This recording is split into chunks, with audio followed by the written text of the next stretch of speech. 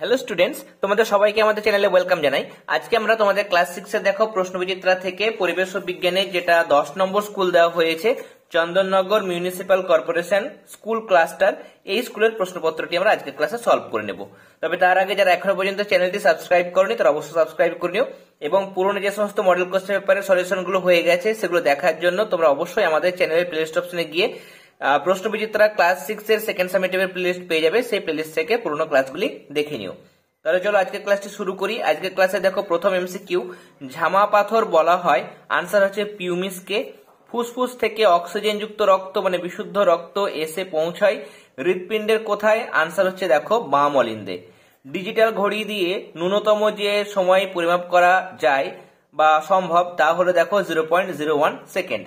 PA এটা হচ্ছে Pascal, পাস্কালটা কিন্তু চাপের একক, অপশন সি। এরপরে পৃথিবীতে সকল শক্তির প্রধান উৎস হলো সূর্য। শূন্যস্থান পূরণের আনসারগুলো দেখে নাও। প্রথমে দেওয়া হয়েছে খাদ্য পিরামিডের এক একটি ধাপ হলো, খাদ্য পিরামিডের এক একটি ধাপকে পুষ্টি স্তর বলা হয় বা একে বলা হয় ট্রফিক লেভেল। নেক্সট, সূচ, পেরেক, ছুরি ইত্যাদির কার্যকরী অংশের ক্ষেত্রফল কমাতে সেই অংশ, সূচ যদি হয় তাহলে সেক্ষেত্রে সূচ বা পেরেক তাহলে সেই অংশটা সরু করা হয়, আর যদি ছুরি হয় তাহলে সেটা ধারালো করা হয়। তাহলে এখানে এই জায়গাতে শূন্যস্থানের মধ্যে তোমরা বসাবে যেটা, সেটা হচ্ছে সরু অথবা ধারালো করা হয়েছে। এরপরে মানুষের দেহে অস্থির সংখ্যা হচ্ছে 206টি।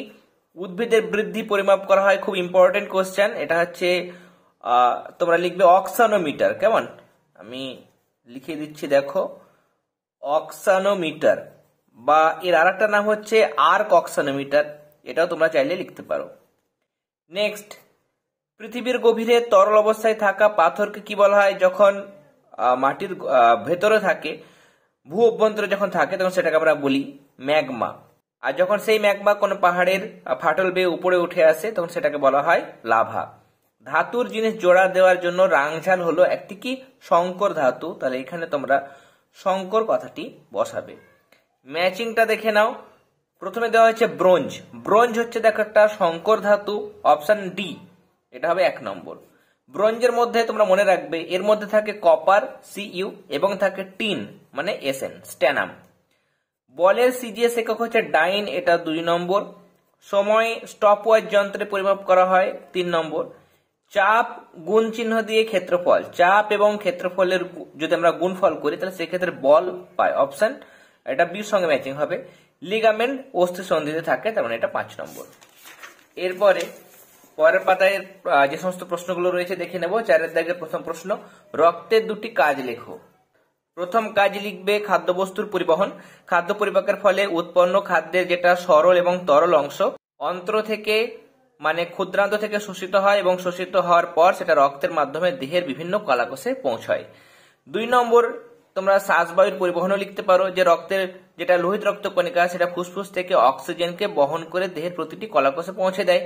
আবার কলাকোষে যে কার্বন ডাইঅক্সাইডটা উৎপন্ন হয় সেই কার্বন ডাইঅক্সাইডকে আবার ফুসফুসে ফিরিয়ে আনে রক্ত। 2টি কাজ, তাহলে লিখবে এখানে পেজ নাম্বার দেখো 230। এরপরে নেক্সট, বার্নৌলি নীতিটি লেখো। বার্নৌলি নীতিটি 215 পাতায় পাবে। যে স্থানে কোনো গতিশীল গ্যাস বা তরল বেশি বেগ নিয়ে চলে সেই স্থানে ওই গতিশীল গ্যাস বা তরলের চাপ কম হয়, এটাই হচ্ছে বার্নৌলির নীতি। নেক্সট, রাসায়নিক শক্তি তাপ শক্তিতে রূপান্তরিত হয়েছে এমন 2টি উদাহরণ হচ্ছে কয়লা পোড়ানো, 2 নম্বর হচ্ছে মোমবাতি জ্বালানো। এক্ষেত্রে রাসায়নিক শক্তি তাপ শক্তিতে রূপান্তরিত হয়। এরপরে এক সৌরদিন কাকে বলে আর গড় সৌরদিন বলতে কি বোঝায়? টেক্সট বুক থেকে আমি দেখিয়ে দিচ্ছি, পেজ নাম্বার তোমরা ওপেন করো 69। এক সৌরদিনের সংজ্ঞা তোমরা লিখবে এভাবে, যে দিনের বেলায় জানালা দিয়ে রোদ এসে প্রথম মেঝেতে পড়েছে তখন থেকে আবার পরদিন ঠিক ওই জানালা দিয়ে মেঝের ওই জায়গায় সূর্যের আলো আসার মধ্যে সময়ের যে ব্যবধান তাকেই এক সৌরদিন বলে। আর গড় সৌরদিনের সংজ্ঞায় লিখবে সারা বছরের সৌরদিন যোগ করে যোগফলকে 365 দিয়ে ভাগ করলে আমরা পাই গড় সৌরদিন। নেক্সট, আকরিক কাকে বলে? যে বিশেষ প্রকার খনিজ থেকে কোনো ধাতুকে সহজে এবং কম খরচে নিষ্কাশন করা যায়, মানে সেই ধাতুটিকে বের করা সম্ভব, তাকে ওই ধাতুর আকরিক বলে। যেমন দেখো, হেমাটাইট নামক খনিজ থেকে সহজে লোহা নিষ্কাশন করা যায়, তাই হেমাটাইট হলো লোহার আকরিক। মনে রাখবে, সব খনিজকে কিন্তু কোনো ধাতুর আকরিক বলা যায় না। যেমন আমরা পড়েছিলাম যে লোহার ক্ষেত্রে দেখো হেমাটাইট এটা যেমন একটা খনিজ, সেরকম আয়রন পাইরাইটিস সেটাও কিন্তু একটা খনিজ। কিন্তু আয়রন পাইরাইটিস থেকে যেহেতু সহজে এবং সস্তায় লোহাটাকে নিষ্কাশন করা যায় না, তার জন্য আয়রন পাইরাইটিসটাকে আমরা শুধুমাত্র খনিজ বলবো, ওটাকে কিন্তু আকরিক বলতে পারবো না। কিন্তু হেমাটাইট যে খনিজ, সেখান থেকে কিন্তু সহজেই লোহাটাকে নিষ্কাশন করা যায়, তার জন্য হেমাটাইটকে আমরা লোহার আকরিক বলতে পারি। এরপর দেখো আমাদের আজকে সেটের শেষ প্রশ্ন, পেট্রোলিয়াম কি? তোমরা লিখবে, দেখো, খনিজ তেল বা পেট্রোলিয়াম এক প্রকার জীবাশ্ম জ্বালানি। পেট্রোলিয়াম এটি একটি ল্যাটিন শব্দ। কোথা থেকে এসছে দেখো, পেট্রা। পেট্রা মানে হচ্ছে শিলা, আর ওলিয়াম, তাই না? পেট্রোলিয়াম, পেট্রা যোগ ওলিয়াম, তাহলে পেট্রা মানে শিলা আর ওলিয়াম মানে হচ্ছে তেল। তাহলে শিলার মধ্যে যে তেল পাওয়া যায় তাকে পেট্রোলিয়াম বলে। এর প্রধান উপাদান হচ্ছে হাইড্রোজেন এবং কার্বন, তার জন্য একে হাইড্রোকার্বনও বলা হয়। হাইড্রো মানে হাইড্রোজেন আর কার্বন, তাই না? যে কোনো জ্বালানির মধ্যে বেশিরভাগ পরিমাণে হাইড্রোজেন এবং কার্বন কিন্তু প্রেজেন্ট থাকে, এবং সেই জন্যই কিন্তু সেটা ভালো জ্বালানি হিসাবে কাজ করে।